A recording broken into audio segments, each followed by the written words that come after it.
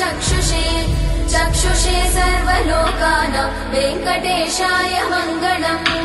श्रीवेङ्कटाद्रिशृङ्गाग्रमङ्गलाभरणाग्रये मङ्गलानां निवासाय श्रीनिवासाय मङ्गलम्।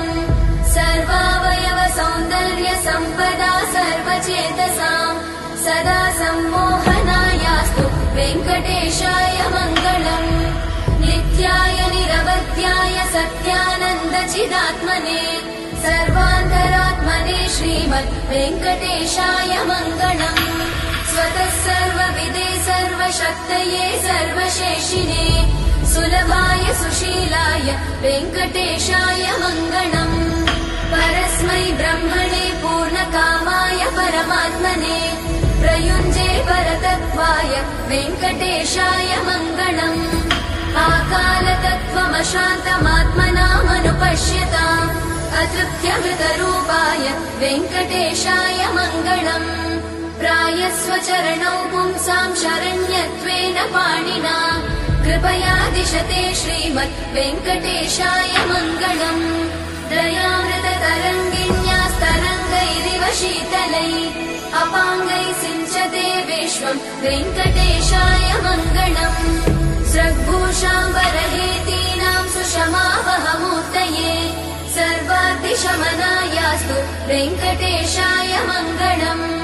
श्रीवैकुण्ठविरक्ताय स्वामि पुष्करिणीतटे रमया रममाणाय वेङ्कटेशाय मङ्गलम्।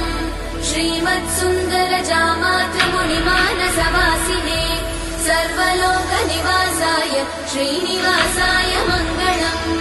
मङ्गलाशासनपरैर्मदाचार्य पुरोगमैः सर्वैश्च पूर्वैराचार्य सत्कृतायास्तु मङ्गलम्।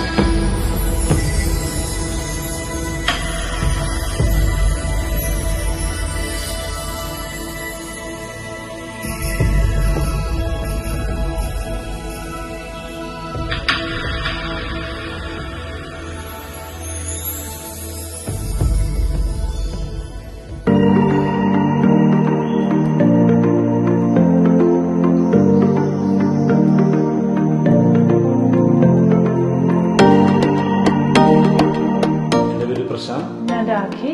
ഞങ്ങളൊരു വീടിനെ കുറിച്ച് ആലോചിച്ചപ്പോൾ തന്നെ ഒരുപാട് കൺസൾട്ടൻസി ആയിട്ട് കോണ്ടാക്ട് ചെയ്തിട്ടുണ്ടായിരുന്നു. പക്ഷെ നമ്മൾ അതിലൊന്നും സാറ്റിസ്ഫൈഡ് ആയിരുന്നില്ല പൂർണ്ണമായിട്ടും. അങ്ങനെയാണ് യാദൃച്ഛികമായിട്ട് അമ്മ വഴി അംബി ബിൽഡേഴ്സ് എന്ന ഏജൻസിയായിട്ട് കോണ്ടാക്ട് ചെയ്തത്. അതിൽ സംസാരിച്ച് കഴിഞ്ഞപ്പോൾ തന്നെ നമ്മുടെ പ്ലാനുമായിട്ട് അവരുടെ ഐഡിയാസ് ആയിട്ട് നമുക്ക് മാച്ച് ചെയ്യാൻ പറ്റിയിട്ടുണ്ടായിരുന്നു. അങ്ങനെ ഞങ്ങൾക്ക് അവരുടെ പ്ലാനിൽ ഭയങ്കരമായിട്ട് സാറ്റിസ്ഫൈഡ് ആവുകയും വർക്ക് സ്റ്റാർട്ട് ചെയ്യുകയും ചെയ്തു. നിലവിൽ ഞങ്ങൾ രണ്ടുപേരും വർക്കിംഗ് ആയതുകൊണ്ട് നമുക്ക് ഡെയിലി ഇവിടെ വന്ന് ചെക്ക് ചെയ്യാനൊന്നും പറ്റുന്നുണ്ടായിരുന്നില്ല വർക്കിങ്. എന്നിരുന്നാൽ പോലും വളരെ മനോഹരമായിട്ട് വളരെ നമ്മുടെ ആഗ്രഹത്തിനനുസരിച്ച് എല്ലാ പോയിന്റ്സും ഈച്ച് ആൻഡ് എവറി ഓരോ സ്ഥലങ്ങളിലും നമ്മൾ ആഗ്രഹിച്ചതിന് ഒരു പടി മുകളിലായിട്ട് ഇത് പണിത് തന്നിട്ടുണ്ട്. അതിൽ യൂസ് ചെയ്തിരിക്കുന്ന മെറ്റീരിയൽ അങ്ങനെയുള്ള എല്ലാ ഐറ്റംസും വളരെയധികം നമ്മൾ പറഞ്ഞത് പ്രകാരം തന്നെയാണ് എല്ലാം സെറ്റ് ചെയ്തിരിക്കുന്നത്. ഞങ്ങളതിൽ ഒരുപാട് സാറ്റിസ്ഫൈഡ് ആണ്. ഞങ്ങളുടെ ഇത്രയും മനോഹരമായിട്ടുള്ളൊരു വീട് പണിത് തന്നതിൽ ഞങ്ങൾ ഒരുപാട് സന്തോഷിക്കുന്നു.